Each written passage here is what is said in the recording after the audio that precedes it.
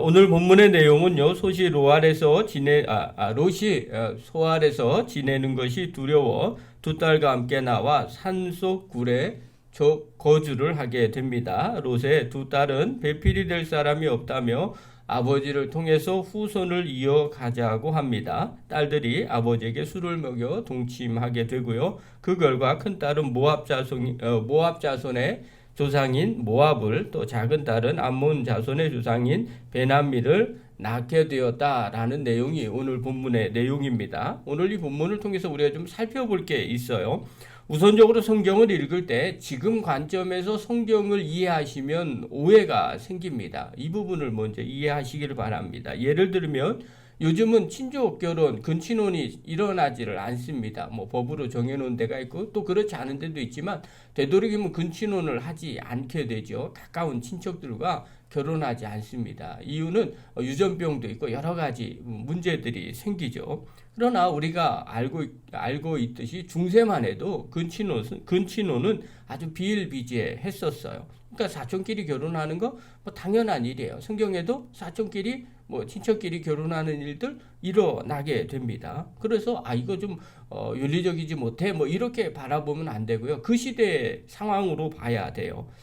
예를 들면 중세에서 왜 사촌 간의 결혼이 일어났을까라고 물어보면 주로 왕족이나 귀족들 가운데서 이런 일들이 성행을 했었어요. 이유는 순수 혈통을 유지한다라는 게 큰 목적이었습니다. 그러니까 왕족끼리 혈통을 유지해야 되고요. 또 귀족은 귀족끼리 순수 혈통이다 이렇게 생각을 했던 거죠.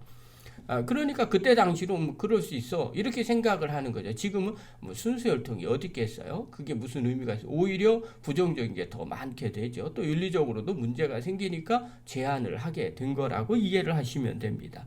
또 고대에는 시족 사회였어요. 특별히 이 노아 시대 아니면 그 이후에 있었던 시대, 룻, 아브람 이 시대는요 시족 사회였습니다. 그리고 이때 성경의 관점은 생육하고 번성하는 것에 관점을 두었어요. 그러니까 정말 먹고 사는 거 아니면 그때 내가 사느냐 죽느냐 이런 거에 관심이 많았던 곳이었습니다. 그러니까 당연히 결혼을 해도 시족 사회니까요 먼 곳에서 데리고 오는 게 사실은 쉽지 않아요. 그리고 옆에 있는 부족이 어떤 사람인지도 몰라요. 지금처럼 이렇게 내가 연애해갖고 하겠다 아니면은 내가 결혼정보에서 가서 그 사람의 정보를 다 알고 이렇게 되겠지만 옛날에는 그렇지 않거든요. 옆에 부족이 원수일 경우도 허다합니다. 왜냐하면 서로 싸우고 그리고 농지를 아니면 영토를 빼앗기는 이런 일들을 겪었던 시대였기 때문에 그래요. 그러니 당연히 결혼을 어떻게 해요? 가까운 시족 아니면 같이 있는 공동체 안에서 결혼했던 것이 비일비재하기 때문에 그렇습니다. 자, 그러니까 이런 문제점, 이런 내용들을 보면 이거 좀 정말 문제가 있겠구나라는 생각이 지금으로서는 듭니다. 근데 그때는 그렇게 들지를 않는 거예요. 또 이 관점에 보면 성경을 지금 기록하고 있었을 당시 이스라엘 백성들 주변에는요 모압과 암몬 족속이 있었어요. 관계가 그렇게 좋지 않았던 거예요. 그러니까 다르게 또 보면 그때 이스라엘 백성들 입장에서는 성경을 보면서 모압과 암몬 조상 너네들 조상 그렇게 해서 태어난 조상들이야. 그리고 그 후손들이 그런 후손들이야. 이렇게 생각을 했을 수도 있을 거라는 거예요. 그러니까 이 문제가 성경에 기록되어 있는데 되게 불편하게 보이지만 사실은 그때 당시로 돌아가면 엄청나게 불편한 것도 아니다. 물론 그때 당시에도 또 이스라엘 백성들 입장에서도 좋은 일들은 결코 아닌 거죠. 그 부분을 기록을 해 놓고 있는 겁니다. 자, 그렇다면 오늘 이 본문을 통해서 우리가 깨달아야 될 것이 있어요. 첫 번째가 뭐냐면 믿지 못하면 두려움이 생긴다는 겁니다. 여러분 신앙생활이나 인생을 살아갈 때 믿지 못하면 누구에게나 다 이 두려움이 생기게 되더라는 거예요. 자, 보십시오. 문제의 발단이 어디에 있어요? 롯이 원래 가고자 했던 곳이 어디냐면요. 소알이라는 성읍이었습니다. 그리고 그곳까지 갔어요. 그리고 그곳에 도착하자마자 이제 비로소 하늘에서 불이 내리고 소돔과 고모라 성이 멸망을 당하게 됩니다. 왜 이 소알로 가냐면요. 하나님께서 산으로 도망가라고 할 때 롯이 소알로 간다고 하나님께 간청을 드렸어요. 그래서 하나님이 허락을 하시죠. 22절 한번 보십시오. 22절. 그 앞에 있는 창세기 19장 22절엔 이렇게 기록이 되어 있어요. 그리로 속히 도망하라. 내가 거기 이를 때까지는 내가 아무 일도 행할 수 없노라 하였더라. 그러므로 그 성읍 이름을 소알이라 불렀더라. 이렇게 기록을 해요. 자, 그러면 롯은 어떻게 해야 돼요? 당연히 소알까지 갔어요. 그리고 그곳에서 살면 됩니다. 그런데 그곳에서 살지를 않아요. 그래서 이런 문제가 불거지기 시작한 거예요. 왜 그곳에서 살지를 못했을까요? 30절 오늘 한번 보십시오. 30절 우리 한번 읽겠습니다. 시작. 롯이 소알에 거주하기를 두려워하여 두 딸과 함께 소알에서 나와 산에 올라가 거주하되 그 두 딸과 함께 굴에 거주하였더니. 자, 어떻게 해요? 이 소알에 거주하기를 두려워했다라는 겁니다. 여러분, 두려움은요 불신이 되게 됩니다. 그리고 우리를 때로는 은혜의 삶에서 멀어지게 하는 내용이 근본적인 문제가 이 두려움입니다. 하나님께서 롯에게 그래 네가 살고 싶은 것이 소알이라니까 그곳으로 가. 그렇게 이야기했을 때 하나님이 허락했다는 것은요 무엇이 전제가 되었냐면요, 그래 그곳에서 너를 다시 살려줄게, 멸망하지 않겠다는 게 전제입니다. 여러분, 우리가 간극을 잘 이해하셔야 됩니다.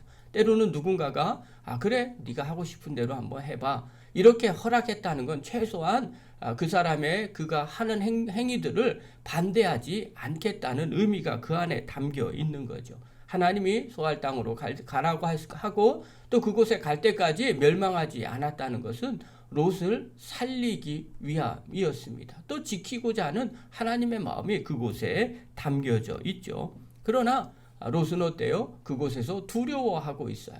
왜냐하면 죽을까봐 두려워하는 거죠. 좀 생각이 달라요. 하나님은 살리려고 기다렸다가 거기까지 들어가고 난 뒤에 소돔과 고모라 성을 멸했는데 오히려 롯은요 그곳에서 두려워요. 죽는 것이 겁이 난다고 생각을 합니다. 그리고 그 장소를 떠나버립니다. 결과가 어떻게 돼요? 험한 꼴을 당하게 되는 거죠. 여러분, 우리가 신앙생활할 때, 인생을 살아갈 때도 마찬가지예요. 여러분, 믿지 못하면요 그때부터 우리 마음은요 두려워지기 시작을 합니다. 신앙생활을요 열심히 하다가 잘 못하는 분들도 계세요. 또 어떤 분들은요 신앙에서 멀어지는 분들도 계십니다. 어떤 분은 아예 신앙생활을 처음부터 못하시는 분들도 계십니다. 자, 왜 그렇게 못할까라고 그 안으로 들어가 보면요 사실은 하나님을 믿지 않기 때문에 그렇습니다. 이 믿지 않으면요 때로는 두려움으로 나타나게 됩니다. 여러분, 내가 신앙생활 열심히 하면 또 예수 믿고 교회 열심히 다니며 혹시 뒤처지지는 않을까? 또 내가 잘못되지는 않을까? 세상에서 못 살지는 않을까? 또 세상에서 험한 꼴을 당하지는 않을까? 또 세상 사람들에게 왕따를 당하지 않을까? 이런 여러 가지 생각들이 온 마음을 사로잡게 됩니다. 그러면 어떻게 될까요? 하나님을 의지하기보다는요 점점 내가 두려움을 극복하는 쪽으로 가게 됩니다. 세상 것들을 다른 사람과 같이 쫓아가게 됩니다. 그러면 점점 믿음에서 멀어지게 되죠. 주님 믿지 않는 사람들에게 가끔 물어보면 그럽니다. 신앙생활을 하면 뭔가 미개한 사람처럼 생각을 합니다. 뭔가 생각이 좀 하나 없는 사람처럼 생각을 하게 됩니다. 신앙생활을 잘하면 하나님의 놀라운 은혜와 축복을 받는다고 믿지를 않는 거죠. 그리고 신앙생활을 하면서도 나도 모르게 정말 주님이 주시는 은혜와 복을 생각하지 않기 때문에 마음 한쪽에 두려움이 있기 때문에 다른 것을 쫓아가게 됩니다. 그러므로 사랑하는 성도 여러분, 우리가 예수님을 믿고 신앙생활하면서도 마음 가운데 두려움이 있습니까? 불편함이 있습니까? 이 두려움과 불편함이 어디서부터 왔는지를 점검해 보시기를 바랍니다. 신실하신 하나님, 우리와 함께 하신 하나님, 전능하신 하나님이 함께 하신다면 과연 두려울까요? 이 두려움은 어디서부터 오는 건지 오늘 영상을 보는 귀한 성도 여러분, 또 예배를 함께 드리는 성도 여러분 마음 가운데 새기시기를 바라시고요. 또 이 두려움이 왔을 때 어디부터 왔는지 점검하시고 혹여나 믿음 없음으로부터 왔는지, 그렇다면 주님 앞에 우리에게 믿음을 더해달라고, 그리고 하나님 주시는 은혜와 평강이 넘쳐나게 해달라고 기도하고 간구하는 저와 여러분 되기를 간절히 바랍니다. 두 번째로요, 영적으로 깨어 있어야 합니다. 여러분 지금 이 상황까지 처했을 때 롯이 과연 무엇을 했습니까? 롯이 정말 믿음의 사람처럼 보입니까? 롯이 정말 기도하면서 깨어있는 사람이었습니까? 정말 중요한 핵심은요, 깨어있지 못하니까 이런 결과를 초래합니다. 오늘 35절 한번 보십시오. 35절 읽겠습니다. 시작. 그 밤에도 그들이 아버지에게 술을 마시게 하고 작은 딸이 일어나 아버지와 동침하니 그러나 아버지는 그 딸이 눕고 일어나는 것을 깨닫지 못하였더라. 큰 딸도요 깨닫지 못하였어요. 작은 딸이 동침하는 것도 롯은 깨닫지 못하였더라. 성경은 이렇게 말하고 있어요. 원어로 보면요 강한 부정입니다. 전혀 분별하지 못하였더라 라는 의미가 됩니다. 여러분 육적으로는요 롯은요 술에 취해서 지금 일어난 일을 전혀 분별하지 못했던 것입니다. 또한 영적으로 보면요 이것은 깨어있지 못해서 분별할 수가 없었던 것입니다. 여러분 우리가 깨어있지 못하면요 육적으로나 영적으로나 이처럼 분별할 수가 없게 됩니다. 우리가 신앙생활 할 때 이런 일들은요 늘 일어나는 일 중에 하나입니다. 목회자로서 저는요 늘 마음 가운데 두고 있는 생각이 하나가 있어요. 그게 바로 뭐냐면 교인들이 좋아하면 정말 다 좋은 건가? 라는 질문이에요. 뭐 뻔히 다 알겠죠 결과가요. 우리가 어린아이를 키웁니다. 아이를 키울 때도 마찬가지고 학교가 끝나면요 학교 주변에는요 문방구가 있어요. 불량식품 그 점검도 하고요 늘 어른들이 지도를 합니다. 그곳에 가서 아이들이 그런 걸 뭐 사 먹는 거죠. 아이들 입장에서는 이해가 안 가는 게 몸에 좋은 것 먹으면 좋을 텐데 그러지 않고요 꼭 몸에 좋지 않은 불량식품만 사 먹습니다. 그래서 그것들 어른들이 단속을 하는 거죠. 자, 이거 어떻게 해결을 해야 될까요? 아이들 입장에서는 너무너무 좋은 거예요. 그러면 그냥 먹게 내버려 둬야 됩니까? 아니면 몸에 좋지 않아서 못 먹게 해야 될까요? 그럼 왜 어른들이 또 보건소에서는 불량식품 단속을 그렇게 나갑니까? 라고 물어보면 우린 정답 다 알고 있어요.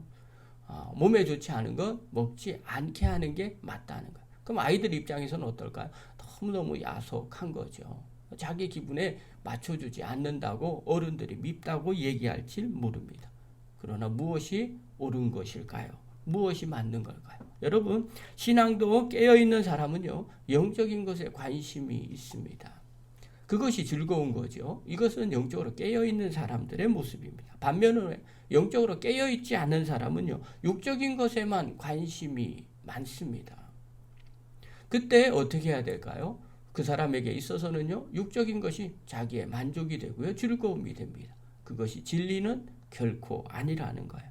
여러분 이때 분별이 필요합니다. 무엇이 영혼을 살리는 것인지 무엇이 은혜를 누리는 길인지 이거 깨닫지 못하면요 영혼이 죽어버리는 선택을 하게 됩니다. 그래서 늘 마음 가운데 한쪽에 걱정을 하는 것이 과연 교인들이 좋아하는 것을 하는 것이 맞는 건가? 라는 질문을 늘 던지게 됩니다.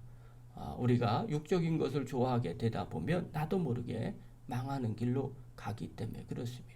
그래서 힘들고 어려워도요 영적인 것 그리고 또 이왕이면 영적인 것에서 교인들도 함께 즐겁고 좋아하는 것 그것이 무엇인지를 늘 선택을 하려고 애쓰고 있습니다. 그리고 기도하게 됩니다. 사랑하는 성도 여러분 육적으로나 영적으로나 깨닫지 못하면 깨어있지 못하면 분별할 수가 없게 됩니다. 롯은요 술에 취해서 육적으로 전혀 분별할 수가 없게 되었어요. 마찬가지로 이런 사람이 영적으로 어떻게 깨달을 수 있게 되겠습니까? 분별할 수 없게 되는 거죠. 사랑하는 성도 여러분 늘 마음 가운데 새기시고요. 롯처럼 깨닫지 못하는 성도가 아니라 영적으로 날마다 깨닫는 믿음의 종들이 되기를 간절히 축원합니다.